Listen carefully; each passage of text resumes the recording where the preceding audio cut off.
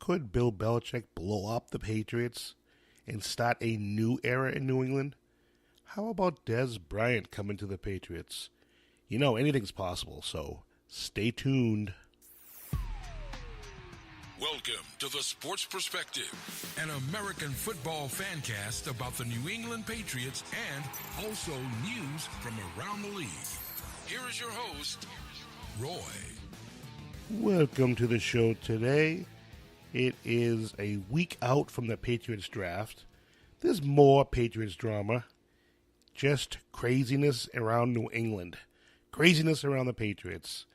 But we're going to start out with our friend James Harrison, the man who said he wanted to come back and play another season. Well, apparently he's not going to. He has announced he's retiring after 15 years. How's the man going to be remembered? Well, if you remember, he was an undrafted player, became a Pro Bowler, made one of the biggest plays in Super Bowl history against the Cardinals, and lest we all forget those crazy workouts that he showed on YouTube and all kinds of other video formats. So, James Harrison, good luck to you, my friend. Too bad he wasn't coming back because I think he could have helped the Patriots this year. I really do. But a guy who could definitely help the Patriots would be Dez Bryant. Now, what do you think about Dez Bryant to the Patriots? I, for one, would freaking love it if his head's on straight. Now, the man played hard a few years ago. In the last couple of years, he's gotten lazy. And I personally believe, I just don't think he cared. I think he had a problem with some people in the organization. And I think that he just stopped caring about football. That's my personal opinion.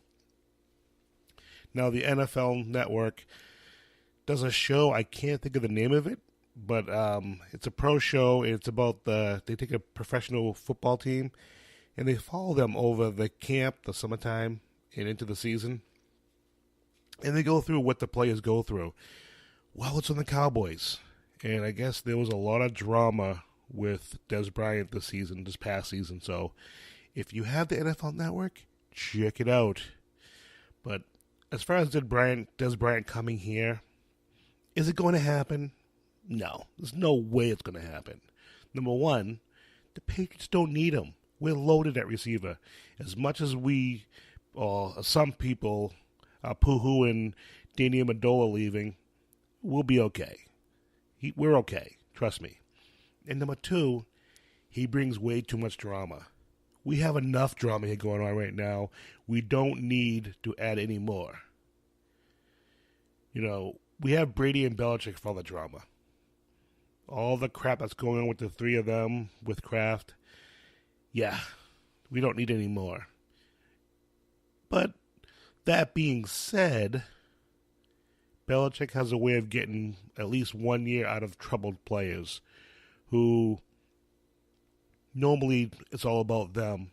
Normally, he tends to be able to get them to keep their mouth shut and just do their job. Now, if he could come here for low money, be a model citizen, sure, I'd take him. But knowing Dez Bryant the way Dez Bryant knows himself, he wants the money. He wants the big money. I don't know if he cares about winning. If he cares about winning, he would call the Patriots up and say, look I'll keep my mouth shut. I'll come there, do my job. Give me a little money. Let me earn my respect back around the league and see where it goes. All the man cares about, I think, is fattening up that bank account. I don't think he cares about winning. I don't think he cares about anyone but himself. Could he actually keep his mouth shut here? Yeah, I don't know.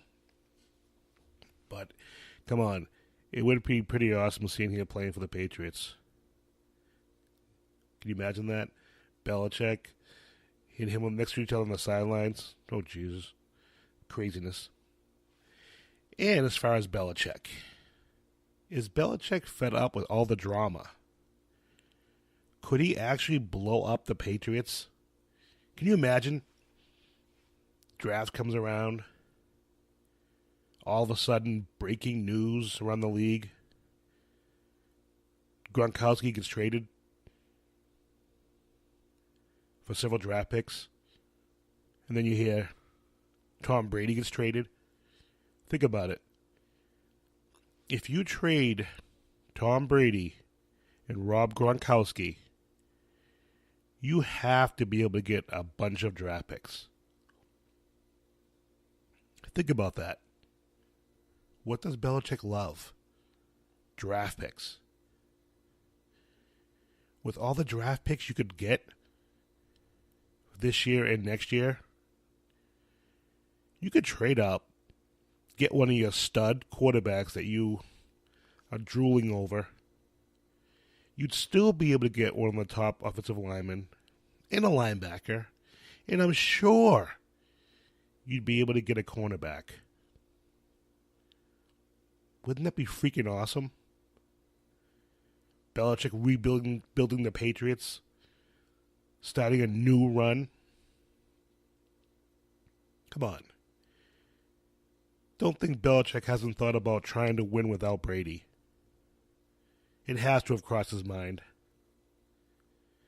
And he would set up his successor, Josh McDaniels, at the same time. Patriots Nation would explode and lose their mind. Can you imagine? Now, I know some people that are listening to this right now. Linda, she's probably flipping out right now about this, saying there's no way that would ever happen. But it would be fun. Now, would I be happy about it? No, I wouldn't be happy about it. But you know what? I've always trusted Belichick. I've always given him the benefit of the doubt. I've never freaked out when he's done something. I've questioned it, but I never freaked out about it. Now, is this really going to happen? If it did, people would freaking lose their mind. But let's be realistic. There's no way in hell this is going to happen. I just thought it was a fun little discussion. I saw this article on MSN.com, and I thought, oh, that would be fun to discuss. That would be pretty cool. Belichick blowing up the Patriots. And again, there's no way it's going to happen. This team is way too good. But man, trading Brady and Gronkowski, that would be a ballsy move. And it would be kind of cool seeing the next young stud quarterback coming in, running the offense, learning on the go with this team. And this team is a really good team still. Despite what happened in the Super Bowl, this is still a really good team. But the Patriots could really restock that talent. Man, that would be fun. Let me know what you guys think. You can hit me up at the sportsperspective17@gmail.com and give me your opinions.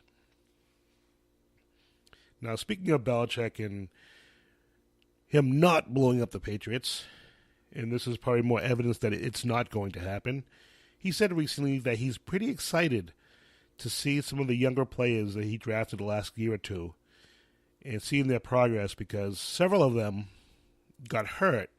And I'm sure people totally forgot about him. And when I went to this list, I'm like, wow. You know, if these players turn out to be anything they were talked about in the draft the last couple of years, man, they might have something here with these young players. Now I'm going to go over a couple of these players for you. Their first pick in last year's draft wasn't until number 83.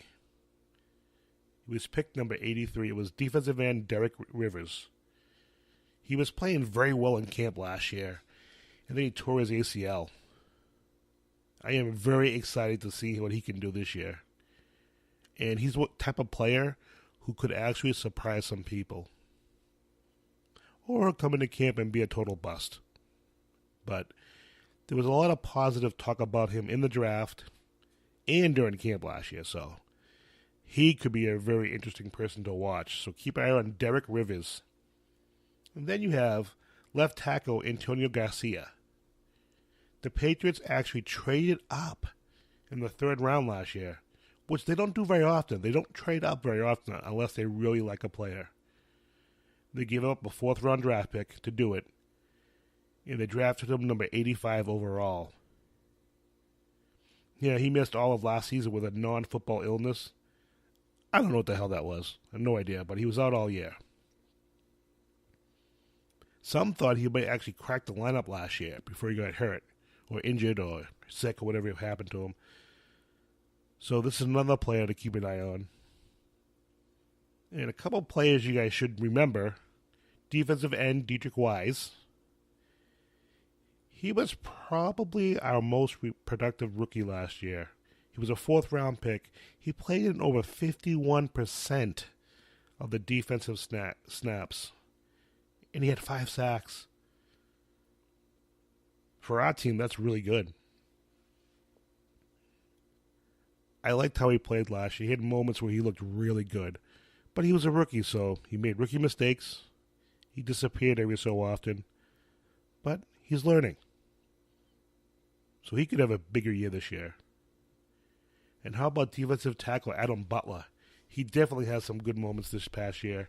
He was undrafted, actually, out of Vanderbilt. Was one of the surprises in camp last year. And he played in 43% of the snaps last year. Decent interior pass rush. He had 18 tackles and 2 sacks. So we'll see what happens. This is a kid that could improve, and I'm excited to see him play, see if he can get a little better. And then we have a little-known offensive tackle, Cole Croston. What? Who the hell's this guy, right? Another guy who was undrafted, who was surprising people in camp. And he played right guard and left tackle. He didn't play much during the season, but he's pretty versatile, and Belichick loves versatility. Then we have Jacob Hollister, one of the twins. He was a tight end. I loved him in the preseason.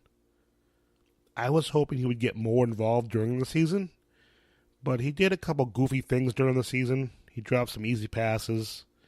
I don't think he was in the right position a few times, which we all know pisses Brady off. But he showed very, very good promise in the preseason. And he is a very good pass catcher. He played in 15 games, so he obviously has something going for him. And he played well on special teams. So this is another kid that could be maybe a number 2 tight end this coming year. You never know. And then there's this a little outside linebacker, Harvey Langi. Yeah, Langi. Langi. Sounds kind of funny. Who was also undrafted. He's 6'2", 252 pounds. Played in one game, then he got into a car accident. And that ended his season. So maybe he just shouldn't be driving, and we'll see what he can do. Some of these players I'm sure will make the roster, and then some I'm sure they're going to get cut and be replaced by new drafted players or free agents.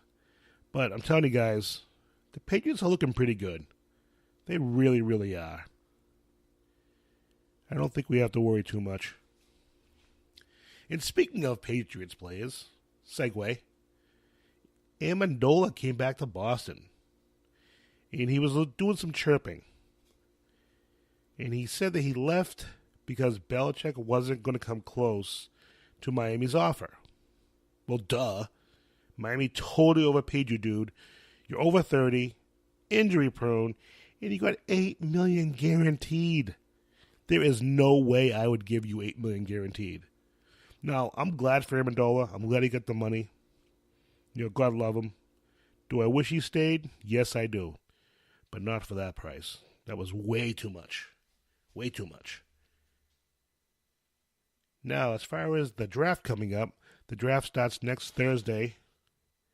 It is the 26th, 27th, 28th, and 29th of this month on ESPN and the NFL networks. Check them out. Now all this talk is about Lamar Jackson going to the Patriots. All of a sudden. It seems to be the latest rumor.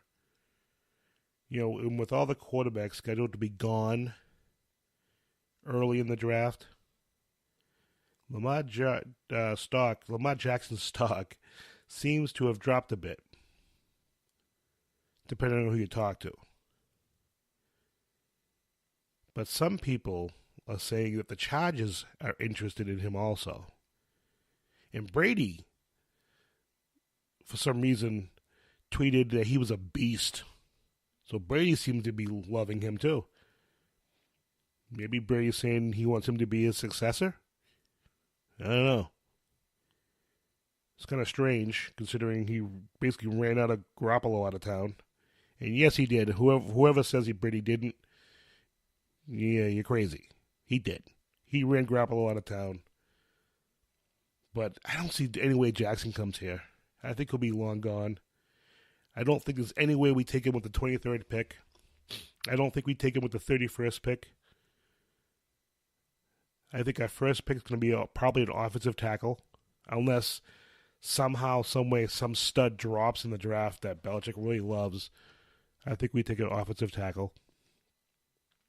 31st, I wouldn't be surprised to go linebacker, defensive line, or even cornerback. But there's no way Jackson's coming here, I don't think. And I saw him play. He's a pretty good player. I think if we do take a quarterback, it's going to be in the second or third round. It's not going to be in the first round, definitely not. And if we somehow do draft a quarterback in the first round, Belichick's sending a message to somebody. But just so you guys know, the draft starts Thursday, April 26th at 7 p.m. Now, to continue with the draft, Mel Kiper, the ESPN draft guru, has picked the Patriots' first 4 picks in the draft of who he thinks they'll take. So let's take a look at this. In the first round, number 23, they have the Patriots taking Leighton Vander Esch. I think that's how you say it. He's a 6'4", 255-pound linebacker out of Boise State, the blue football field. Check out their field. The field's blue. It's pretty awesome. He's a versatile linebacker. He can play on and off the line of scrimmage. He can play in coverage. Kind of an interesting pick. I haven't heard him being mentioned as far as coming to the Patriots. And then at 31, he has Mike Hughes, cornerback out of Central Florida. Very talented cornerback. I saw him play during the year last year. And, man, the kid can play. He's athletic, has really good playmaking ability, and can run kicks back. Not bad.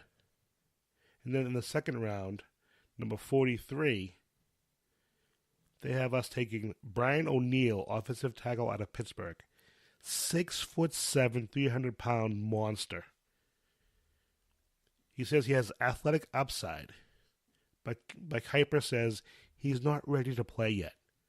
Well, I don't know if anyone told Kiper this, but the Patriots kind of need an offensive tackle to play now. They don't need him to play later. He says he needs to work on his strength and technique. Well, that's 2 things that you really need to play the position. So I don't know about that pick. I don't think that's happening. He seems to be the kind of offensive tackle that you take later, someone that you can develop and work with.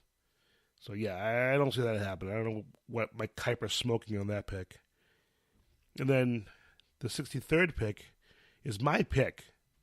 I think he takes Kyle Lauletta, quarterback out of Richmond. I really like this kid. This we agree on. He has a really good arm, good throwing technique, very good footwork, very accurate, and he has a high football quality, football IQ.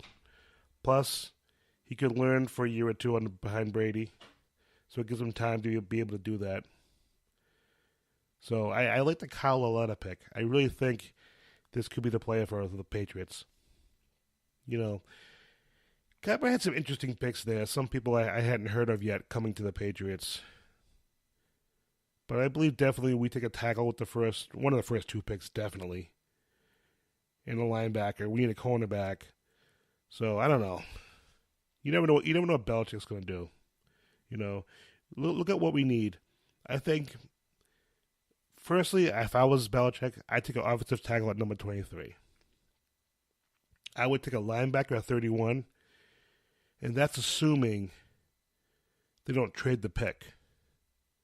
I could see them trading that pick. I wouldn't be surprised if they traded the 31st pick for more draft capital. Wouldn't surprise me at all. And at 43, a cornerback.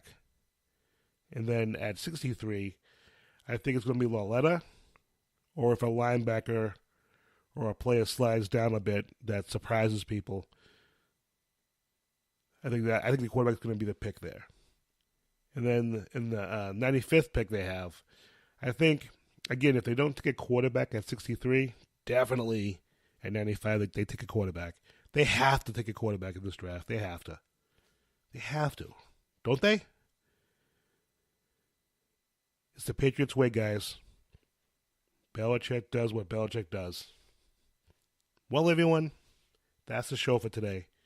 If you're listening on Spreaker, like and subscribe. Apple Podcasts, please subscribe, rate, and review. It gets the show notice. If you have any questions, comments, or just want to give your perspective on what was discussed, you can get a hold of me at Facebook, The Sports Perspective, email, sportsperspective17@gmail.com, Twitter, Rory Brady Jr. Everyone, you have a good week, and we'll talk to you soon.